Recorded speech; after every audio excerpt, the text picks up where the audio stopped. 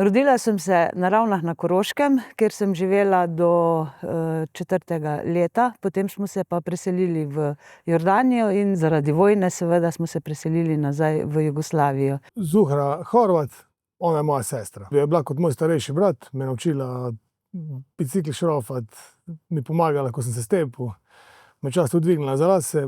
Zuhra Horvat je super punca. Je žena, je mama, je hčerka, je prijateljica. Že celo življenje se trudim, da bi vsi okrog mene bili zadovoljni. Zato je velik del mojega življenja bil namenjen prostovoljstvu. Kruh mi je pa rezala knjiga, ker sem pač zaposlena že več kot 30 let v šolski knjižnici.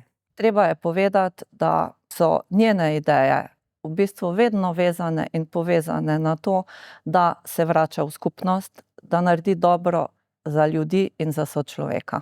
Kadarkoli se karkoli na novo porodi v našem mestu, je Zuhra zraven in takoj pripravljena na akcijo.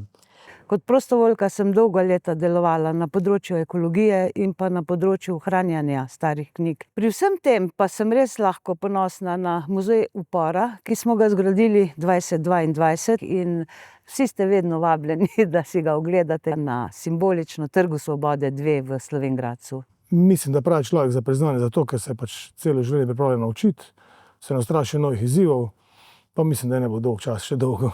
Rada jo imam in sem res neizmerno vesela priznanja, ki ga podeljujete. Od vseh izobrazb in papirjev in potrdil in diplom v življenju sem pa najbolj vesela te nacionalne kvalifikacije za aromaterapevtko, ki sem jo pridobila decembra 2021 in si takrat odprla še eno področje v življenju, ki me zdaj trenutno najbolj izpolnjuje.